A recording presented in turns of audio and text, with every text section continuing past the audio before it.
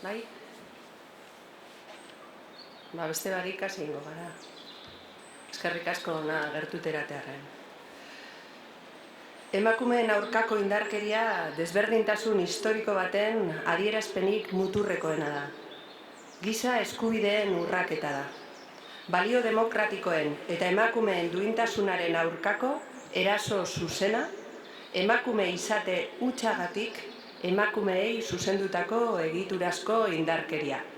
Eta ez da fenomeno isolatu bat. Crecen discursos autoritarios que cuestionan consensos fundamentales sobre los derechos de las mujeres. Defender la igualdad y combatir la violencia machista es defender la democracia.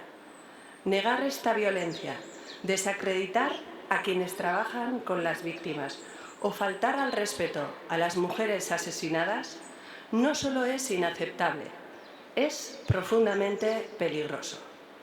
Nos quieren devolver a tiempos de silencio y desigualdad, atacando directamente al feminismo y atacando a los derechos conquistados.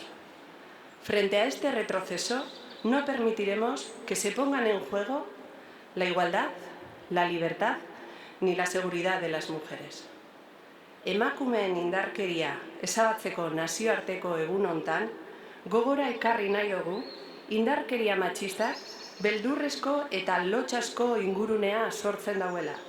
Indarkeria jasaten dauena bakartzeko eta isilarazteko joera duela eta biktimagileen zigorgabetasun sentsazioa areagotzen dauela. Izan ere, zarerik ez izateagatik eta komunitatean sustaituta eta egoteagatik egoera horiek areagotu egiten dira isolatu dago egon daitezken emakumeen artean. Besteak beste, adineko emakumeak, landa ingurune sakabanatuetan daudenak. Desgaitasuna duten emakumeak, emakume atzeritarrak eta bestelako baldintza bereizleak dituztenak. La comunidad nos conecta con otras personas y permite desarrollar vínculos protectores y generar narrativas comunes. Por eso, la comunidad puede contribuir a la prevención de la violencia machista contra las mujeres, creando entornos de relación basados en la igualdad, donde no tengan cabida ninguna expresión de discriminación y violencia.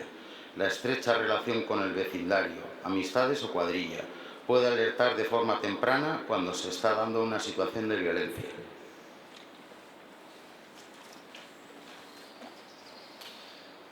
Komunitate feministak hurbiltasunetik eta sororitatetik indarkeria jasaten ari diren emakumeak gorputzez babes ditzake.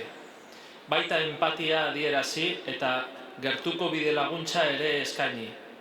Halaber, jasandako indarkeria matxistari aurre egiten eta onera etortzen lagun dezake eta egoera horietan bere erritmoak eta erabakiak errespatu ditzake.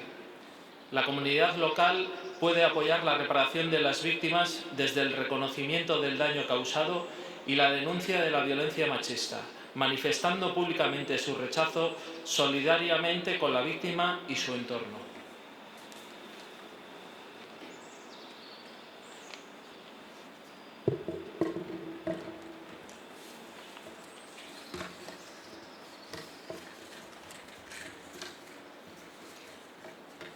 Udalak erantzunkizun zuzena dugu.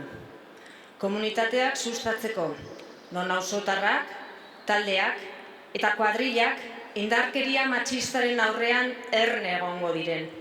Eta indarkeria matxista pairatzen dutenak hartu, integratu eta babestuko duen bizitza komunitarioa bultzatzeko.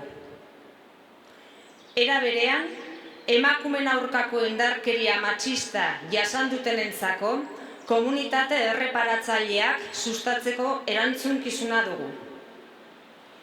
Por eso, el Ayuntamiento de Durango se compromete a desarrollar las siguientes actuaciones. Hurbiltasun sare lokalak indartzea, topaguneak, komunitate jarduerak eta tokiko elkarteen bizitasuna zaindu, pertsona guztiak eta bereziki emakume eta neskarik zaurgarrienak konektatzeko. Desarrollar campañas de sensibilización y concienciación para desactivar los discursos y actitudes que banalizan o legitiman el ejercicio de la violencia machista contra las mujeres.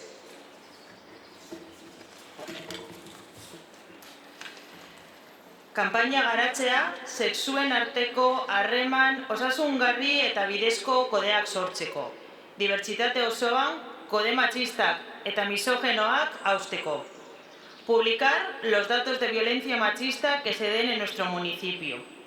Eraso machisten aurrean, erantzun publikoko beste prozedura bat egitea. Hacemos un llamamiento a la ciudadanía para que este 25 de noviembre se una a las movilizaciones convocadas aquí en Durango con motivo de este día. Gogoraraztea, manifestazioa, arratsaldeko 7:00 izango dela, eta orain denon artean lore eskaintza bat egingo dugula.